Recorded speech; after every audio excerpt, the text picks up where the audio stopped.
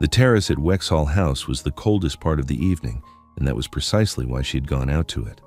Inside, the ballroom blazed, 300 candles in the great chandeliers, the heat of bodies in silk, and the long mirrors throwing all of it back upon itself until the air grew thick as syrup. Rosalind had stood in it for 2 hours, smiling at the correct moments, saying the small, nothing words that polite rooms require, and feeling all the while the particular weight of being watched by people who had decided in advance what they would see. So when the music turned and the dancers reformed and no one had any immediate need of her, she slipped through the long doors onto the stone and let the December air close over her like cool water. She did not hear him come out. She only felt after a moment the weight of his coat settling across her shoulders, heavy wool still warm from him, the faint scent of cedar and cold air caught in it, and she knew without turning that it was Simon, because no one else in that house would have done such a thing without first asking leave to do it.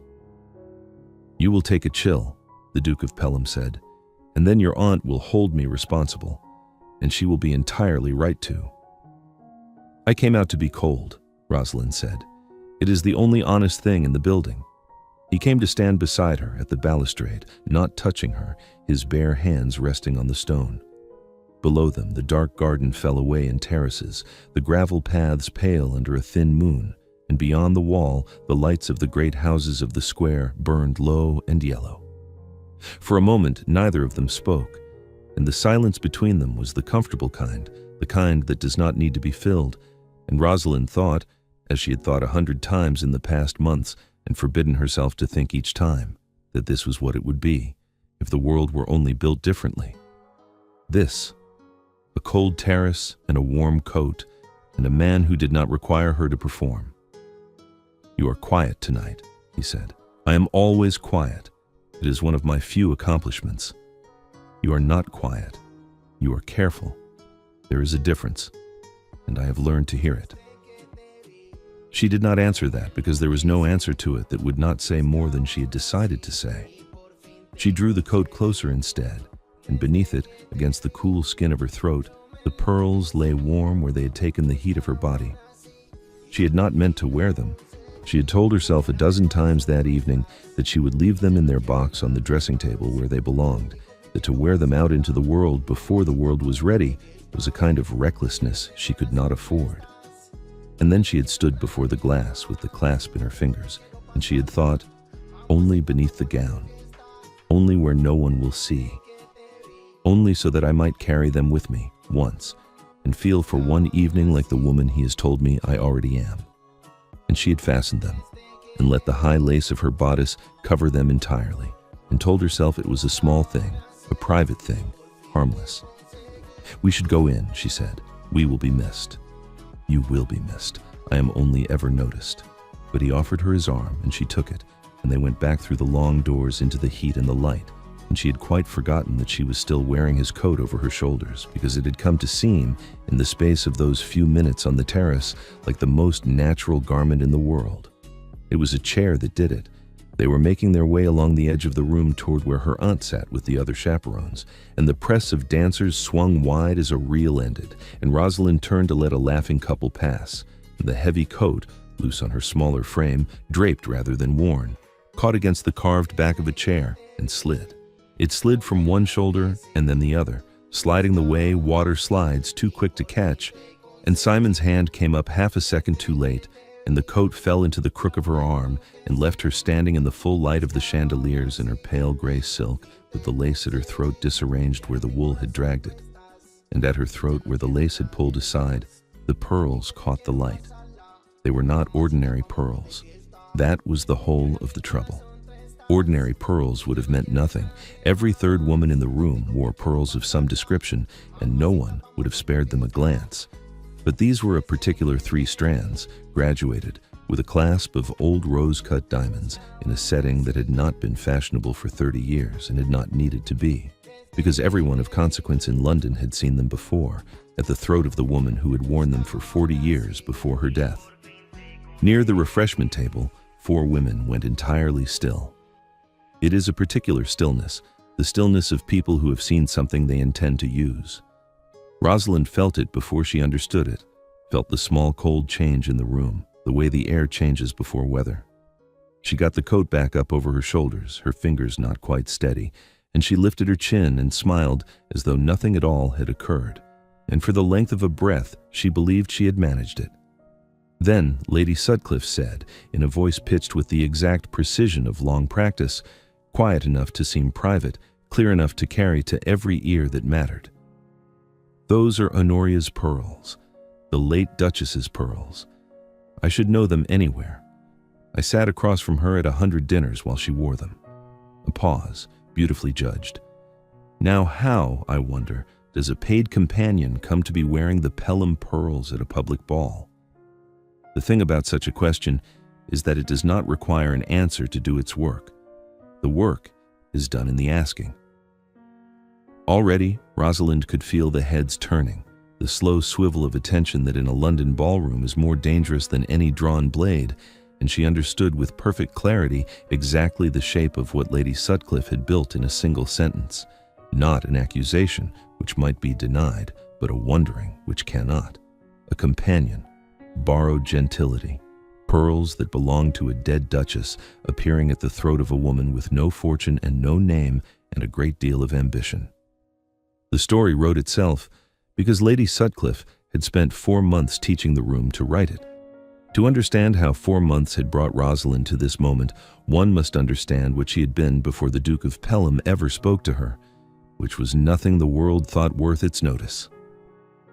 She was the daughter of a gentleman of good family and no money, which is to say she had been raised to all the accomplishments of a lady and none of the means to live as one.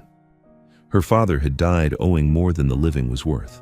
Her mother had followed within the year, of grief or exhaustion or simply of having nothing left to do, and Rosalind, at 23, had been taken in by her father's sister, Mrs. Audrey Fenn, a widow of small income and large heart, on the understanding, unspoken because such things are not spoken of among people of gentility, that she would make herself useful. And she had. She read to her aunt in the long evenings and managed the small household's economies and accompanied her to the modest gatherings that a woman of Mrs. Fenn's means was invited to. And she had expected, without bitterness and without much hope either, that this would be the shape of her life, useful, unmarried, growing slowly older in the corner of other people's rooms. She had met Simon Latimer at one of those modest gatherings, where he had no business being. He had come because the host was an old friend of his late father's, and he had not the heart to refuse the invitation, and he had stood at the edge of a country drawing room, looking like a man enduring a necessary tedium, and Rosalind, watching him from her own corner, had thought him proud and cold, and exactly what a duke ought to be, which is to say insufferable. And then a child, the host's youngest, escaped from the nursery, had toddled into the room and fallen and begun to wail, and every adult present had frozen in the way adults freeze when a child cries in a room where children are not meant to be. And the Duke of Pelham had crossed the floor before anyone else moved, and crouched down in his fine clothes, and spoken to the child so quietly that no one heard the words and the wailing had stopped. And Rosalind had revised her entire opinion of him in the space of a half-minute, which she would later think was both the best and the most foolish thing she had ever done. They had talked that evening, not much and not improperly. She had been too conscious of who he was and what she was for that. But he had asked her a question and listened to the whole of her answer, which she found she could not remember a man of his rank ever doing. And he had said something dry and unexpected that made her laugh before she remembered she ought not to. And when he left, he had bowed to her exactly as he had bowed to the great ladies of the room, no more and no less. She had told herself on the carriage ride home that it meant nothing, that men of his kind were charming to everyone, because charm cost them nothing, that she would never see him again. She had been wrong about the last of these, and she had clung to the first two for as long as she possibly could. He had called on her aunt within the week. He had found reasons, thin reasons, transparent reasons, the kind of reasons that fool no one and are not meant to be wherever she was.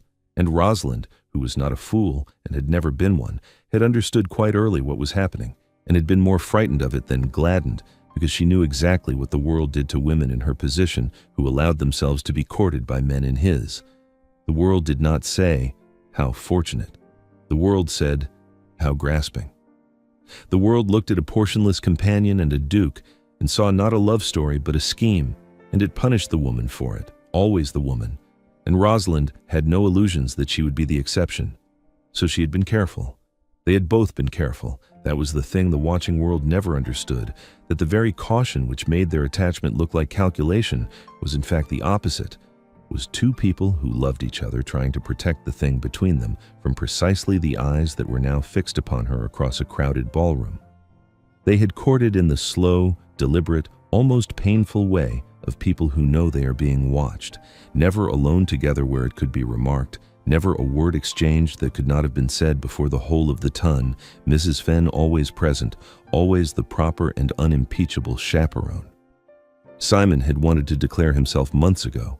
Rosalind had asked him to wait, not because she doubted him. She had stopped doubting him somewhere around the third week, against all her own good sense, but because she understood the machinery of society in a way that he, for all his rank, never had to, and she knew that a thing done too quickly would be torn apart, and a thing done carefully might just survive. Of the pearls, she'd known nothing until some weeks before this ball. He had given them to her in her aunt's small parlor on an afternoon when Mrs. Fenn had, with a tact that Rosalind would love her for as long as she lived, discovered an urgent need to consult the cook about something 3 rooms away. He had taken a flat case from his coat and set it in her hands and said, before she could open it, the thing he had been carrying for 3 years. "My mother gave me an instruction before she died," he had said. "She was not a sentimental woman, my mother. She had buried a husband and raised a son alone and held a great estate together through years when a lesser woman would have let it fall, and she had no patience for romance as the poets describe it. But she called me to her at the end, and she gave me these, and she said, 'Simon, you will be expected to marry well, and you will be expected to marry soon, and a great many people will have a great many opinions about who is suitable. Pay them no mind. Give these to the woman who makes you happy, not the one who pleases the family, not the one who brings the land or the name or the money, the one who makes you happy.' I should have liked someone to tell me that once. Promise me you will do as I say." He had stopped, and Rosalind had found that her eyes were wet, and she had not been able to speak.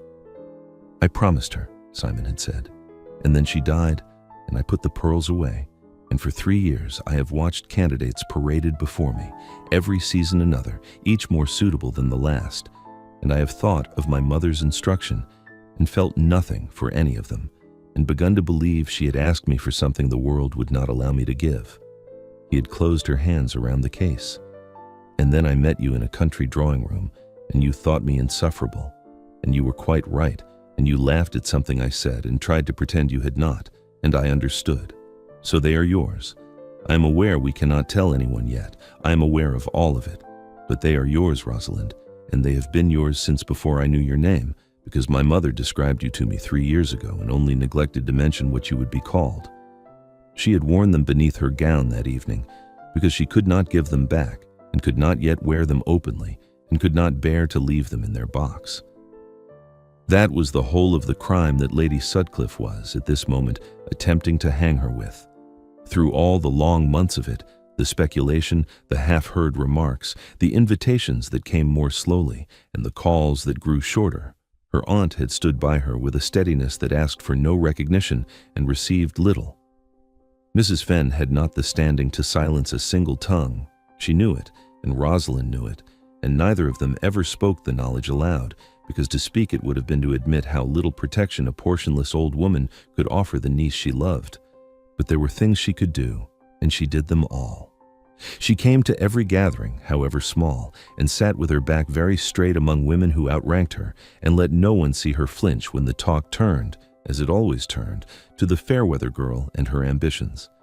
She accepted the slights to herself without comment, and answered the slights to Rosalind with a quiet, unanswerable courtesy that made the slighter, not the slighted, seem the smaller for it.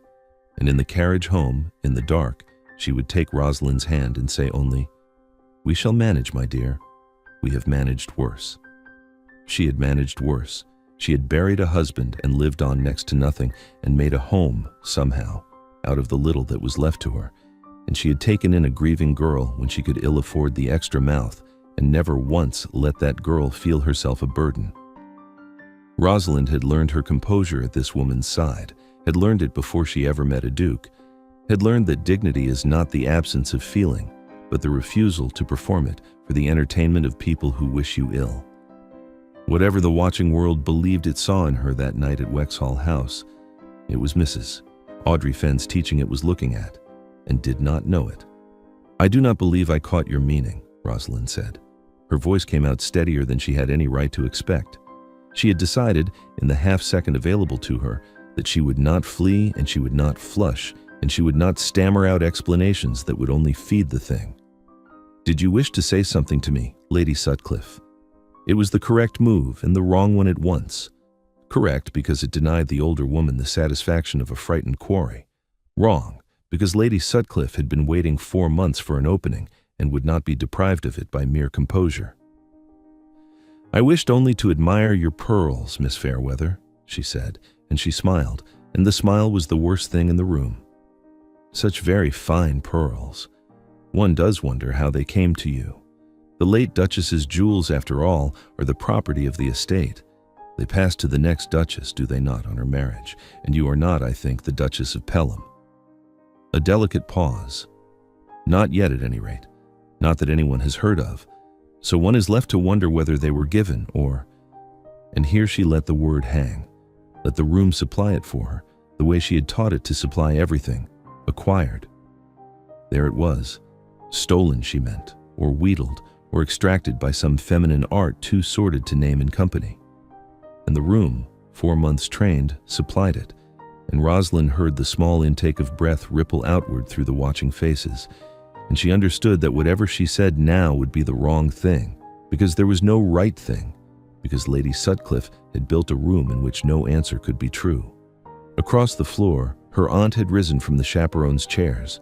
Mrs. Fenn was a small woman and an old one, and she had no weapons in this war, no rank, no fortune, no voice that the room would heed. But she had risen all the same, with the particular trembling dignity of someone who will stand beside the person she loves, even when standing can accomplish nothing. And Rosalind saw her, and was glad of her, and willed her with everything she had to stay back, to not enter a fight she could only lose. And then Simon spoke, and the room turned the other way. "You are quite correct, Lady Sutcliffe," the Duke of Pelham said. He did not raise his voice. He had no need to. A room that has gone silent to hear one person savaged will go just as silent to hear the savaging answered. "They are my mother's pearls. And you are correct, too, that they are not yet worn by the Duchess of Pelham, for the simple reason that the lady who is to be the Duchess of Pelham has not yet done me the honor of standing up with me in church. That is a matter of weeks, not of doubt." He turned, unhurried, and looked at Rosalind, and there was nothing of performance in his face, only the same plain attention he had turned on her across a country drawing-room half a year before. "I gave Miss Fairweather those pearls with my own hands in the presence of her aunt some weeks ago. I gave them to her because my mother, the late Duchess, instructed me before her death to give them to the woman who made me happy, regardless of what the world expected me to choose. The world expected me to choose otherwise. I did not. I chose her." He let that settle, one beat, too.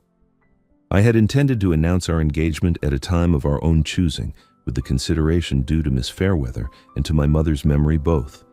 You have spared me the trouble of selecting the hour. I am obliged to you." He had not been cruel. That was the thing the room would remark on afterward, in the carriages and the morning calls. That he had not been cruel, had raised no voice, had flung no insult, had simply stated plainly and once the truth of the matter, and let the truth do what truths do when they are finally said aloud in a room that has been feeding on their absence. The pearls were given. The mother had wished it. The engagement was real. There was nothing left to wonder, and wondering had been the whole of Lady Sutcliffe's power. Rosalind said nothing at all. She had thought, in the long instant while he spoke, that she ought to say something, that there must be words a woman offers in such a moment, some graceful acknowledgment, some modest demurral.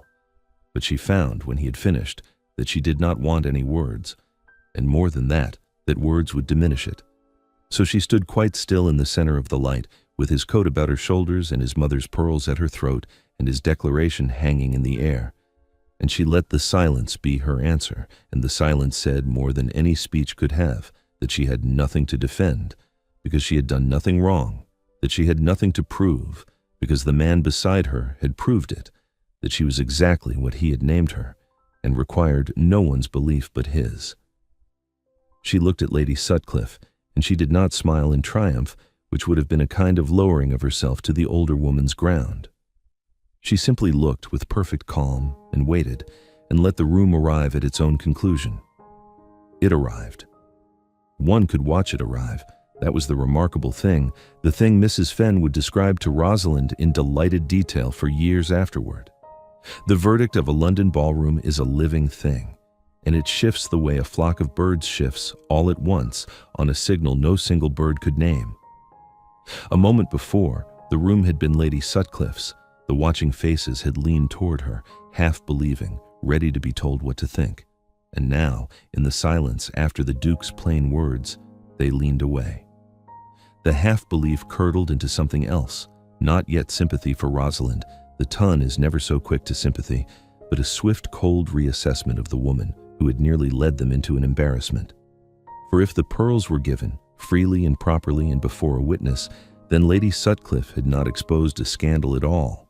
She had merely insulted the betrothed of a duke in his hearing at a public ball and been corrected for it in front of everyone whose opinion she had spent her life cultivating. And there is nothing the tongue forgives less readily than being made to feel that it has been used. Lady Sutcliffe understood it before most of them did. She was, whatever else she was, a clever woman, and a clever woman knows the precise moment a room turns. The color went out of her face and then came back into it too high. She said something, a recovery, a smoothing. But of course, how delightful, I had no notion, and it was the worst thing she could have done because it was retreat, and the room heard it as retreat, and a woman who manufactures certainty for her living cannot afford to be seen retreating. The Duke inclined his head to her with a courtesy so exact it was indistinguishable from contempt, and offered Rosalind his arm and led her away toward where her aunt stood waiting, and behind them the room exhaled and began already to rearrange its understanding of everything it had believed for 4 months. They were married 6 weeks later at St. George's, with the proper number of guests and the proper settlements, and a notice in the papers that named Rosalind's father respectfully and her aunt with affection. And if there were those in the church who had spent the autumn whispering against the match, they had the sense to keep their faces composed because the wind had changed and everyone could feel it. Mrs. Fenn wept through the entire ceremony, which she had promised faithfully not to do, and Rosalind, catching her aunt's eye across the church at the moment the words were spoken, very nearly wept herself, and did not because she had learned from a master that some feelings keep their dignity best when they are held. Of Lady Sutcliffe's decline, there is little dramatic to report, which was precisely its nature.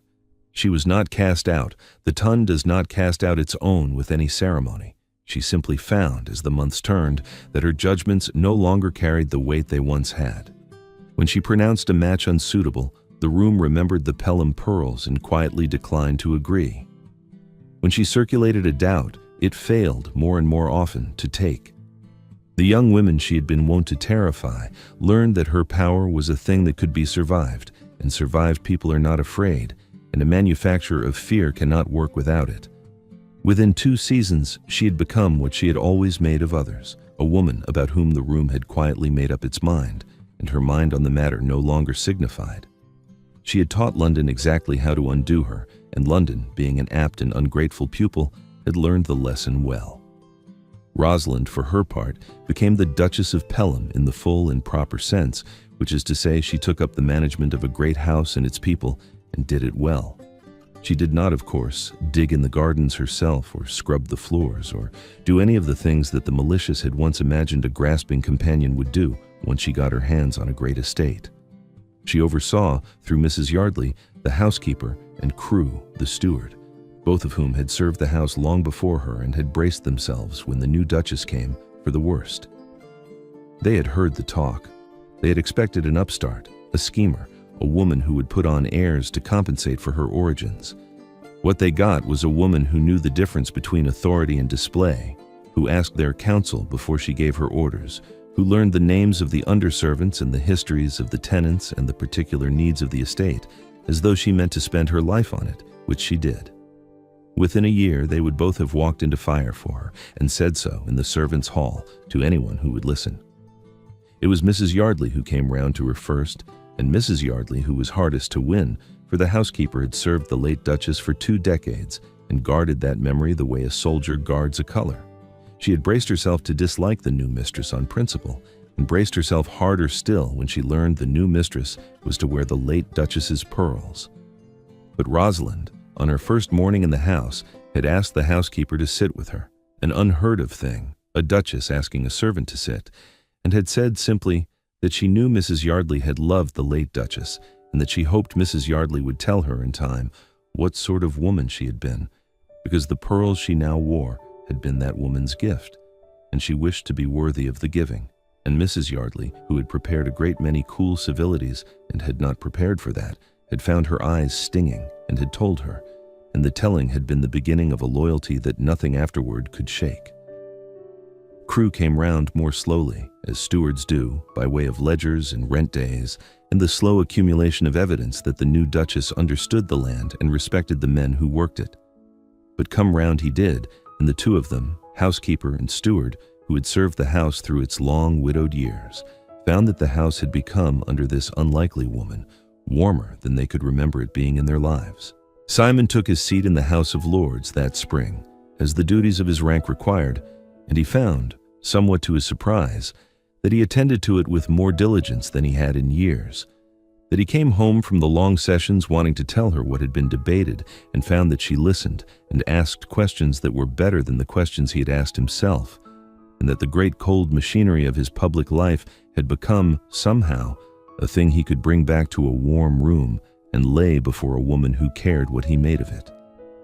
He had not known, before her, that a marriage could do that. His parents' marriage had not done it. He had assumed it was not among the things marriages did. The pearls Rosalind wore seldom, and always with intention. She did not make them ordinary by wearing them often.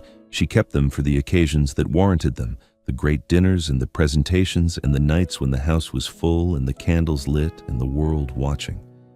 And every time she fastened the clasp, the old rose-cut diamonds, the setting 30 years out of fashion and caring nothing for fashion, she thought of the woman she had never met, the Duchess who had buried a husband and held an estate, and called her son to her at the end to tell him the one thing she most wanted him to know.